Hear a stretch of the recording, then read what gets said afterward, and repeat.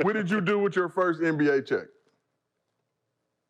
My first one, I gave it back to the agent. Damn. To your agent? Yes. Why? Because I spent all my money before I got drafted. Oh, dumbass. Yeah. I bought my chain, I bought the fake chain, then I bought my Escalade, had the 5 TVs, boom, boom, boom, right? Yeah. So when my first NBA check came, yeah, that ain't yours no more. That's gone. Yeah. Wow. Yeah. This dude. Wow. This Fred, how about dude. you? So you remember what you did with your first? How does it come? Direct deposit, paper? You got to take it to the bank? Like always, like. It was a direct deposit to his. So you didn't even see it? Nah. To him. You couldn't frame it? Nah. I mean, to me, mine is different because I came out of high school and I was pro in Italy, so I bought my mom a house. With the first Italy check? Check, yeah. Was it like a lump sum? Not to be in your business pocket watching, but like how do they do that over? You get like some. Well, I mean, I got money from the Italian team and then Under Armour. Okay. So that's how I was able to be like 1.5 or 1.2 at that time. But I made sure my mom got a house.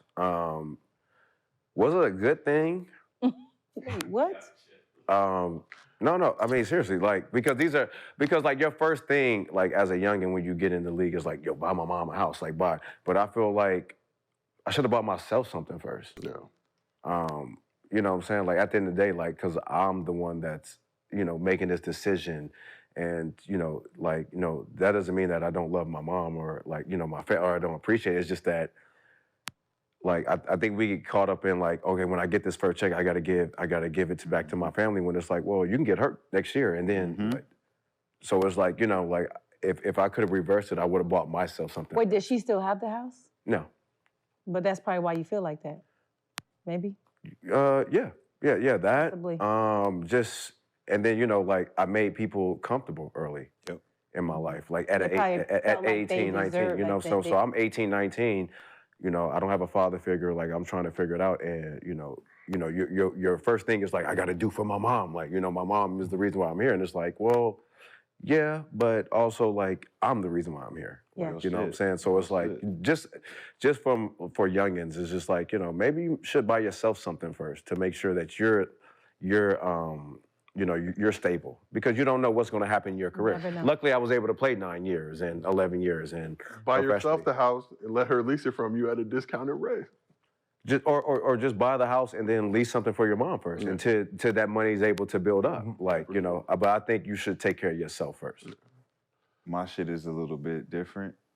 Like I tell y'all motherfuckers, I'm different, man. I got robbed my first check. Peggy Williams. I heard about that. Peggy Williams. No, I watched a documentary on Dennis Rodman, and I saw it was she finagled me to become my financial advisor. I gave a black woman an opportunity because I wanted to do the whole empowerment shit, for sure. And we believed in that as a family. And the story is kind of crazy because how I found out about it was weird. I was getting Ricky Hayes by KG, bringing the donuts in, and one day I couldn't bring the donuts in because my account was at zero.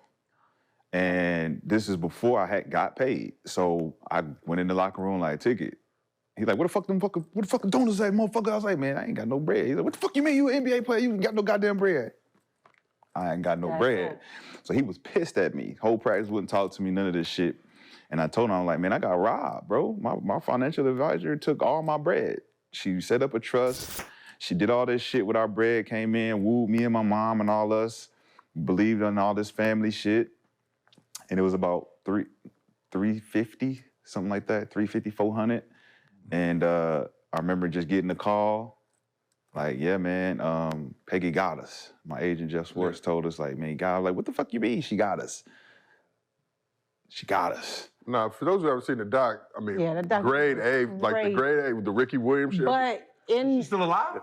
Yes, no, she in jail, but in prison. They didn't have me in the doc because I refused to be a part of it. They only had pictures of him and because they wasn't gonna pay me. They're gonna get paid off of the doc, but they wasn't gonna pay me for it. So I was just like, it's cool. But there's this episode on American Greed, talk about it. I was on that shit. But I mean, my first check, I didn't get to do shit with my first check. You know what I'm saying? I was in debt my first check. So Ticket gave me a little loan to keep me afloat for a little bit. And that's why I always mention him as my vet, as, somebody who gave me a lot of grace. But when it come down to that first check and being finagled for money and being picked 14th, supposed to be picked higher, and David Stern, I had to tap that nigga on his shoulder.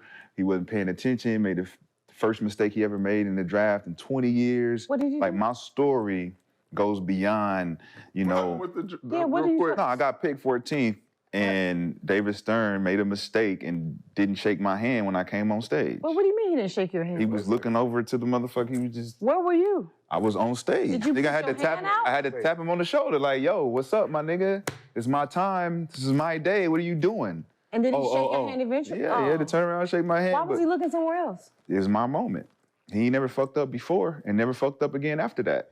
So, you know, for that, and then for me to get robbed, and then for me to, you know, go through the shit that I went through in Minnesota and all that shit, you know, I persevere. That's why I wear the crown. You know what I'm saying?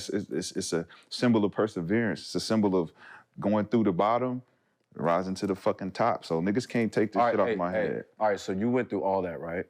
All right, so what is your perspective now on life?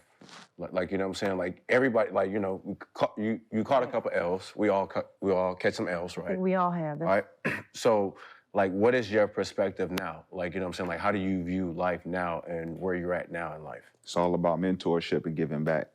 You know, with the wisdom and knowledge that I have, to have it all, to lose it all, to be able to say, damn, I know the mistakes I made and the people I learned from, going up, seeing the shit that's happening, and be able to say, well, if I'm not an example of what it is to lose, what it is to survive, right? I can be around motherfuckers like Gil, who's, you know, always been a beacon of, like, respect, like niggas that we look up to, the niggas like him. Yeah. And for me to be sitting on the couch next to niggas like y'all who's done, you know, done what y'all have done. Yeah. But for me to survive, I've always wanted to just be the example, like, yo, you can still wear a crown. You can still have confidence. And you can still be a survivor. You ain't gotta be at the top of the top of the top, man. You can still be the nigga that can walk in a room full of motherfuckers with billions of dollars and they look at you like, yeah, make them uncomfortable. Yeah, like, what, are you shining? Are you doing? I'm like, you would never know, my nigga, because I never lost that shine. I never lost that glow. And I want to tell those youngins, like, it doesn't matter failure or not being accepted or being picked on or bullied, you still got to strut.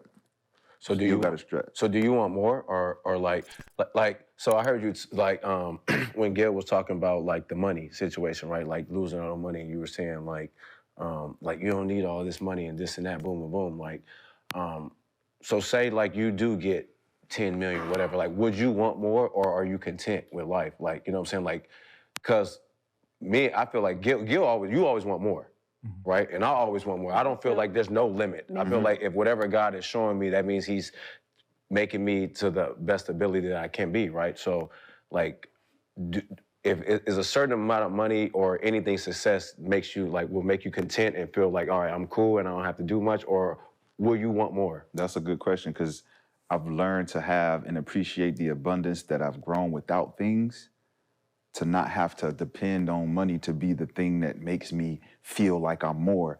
I was able to dig deep inside of myself and be like, yo, if I know my worth and I know who I am, the money is a bonus.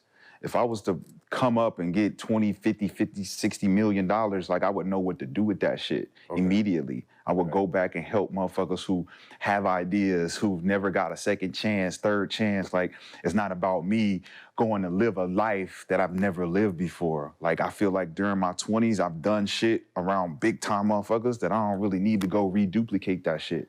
So I can now live and say, all right, I have an abundance inside. So all that other shit, fame and all, nothing to me. But these young kids has never experienced luxury. I like to take them on a trip and show them what it is to feel like on a G5 jet, what it feels like to live in or stay in a 5-star hotel, to eat luxury food. Like, that's the type of shit that I would like to do with my money. That's why I say when y'all ask the $1 billion question, all that shit, it's like, I want value, because I know that, like, William Wesley taught me, the most important thing is your value. He was moving around without having money to do it, and he was like, these niggas owe me. So wherever I want to go stay in this hotel, I want to ride in this car, I don't got to pay shit. It's already there sitting for me. What's up, everybody? As you know, Gilbert Arenas is presented by Underdog Fantasy. Underdog Fantasy is the easiest and best way to play fantasy sports. You can pick higher or lower on your favorite players' fantasy projections, and you have the opportunity to win up to 20 times your money in a single night. We doing the 5 ways, the 4 ways, the 3 ways. You know, you can do them 2 ways too, but the brewer bread is at the 5-way. Who you rolling with right now? Oh yeah, I just picked the 5-way. That WNBA. WNBA, all 5, let's rock it. Let's get this Yes, bread. sir. Now, Underdog is available in 30 states and Canada, except Ontario. Get your minds right. Get on with the Underdog Fantasy crew. And if you want to get down, use promo code GIL and Underdog will match your first deposit up to $100. You put 100 in, they give you 100 right off the top. You start with 200. Really get them pick'ems going. Everybody out there, make your next move your best move. Download the Underdog Fantasy app. Use promo code GIL, and they will match your first deposit up to $100. You can't beat that. We appreciate y'all rocking with us. Keep watching. Keep supporting the movement. I'll do it again. Use promo code GIL. Sound like a good promo code to me. Age is 0. Change the game. Put that respect on his name. Look, with the honor call for greatness, the chosen of few that carry the gift of genius, who do what they do, who possess finesse, are blessed with desire.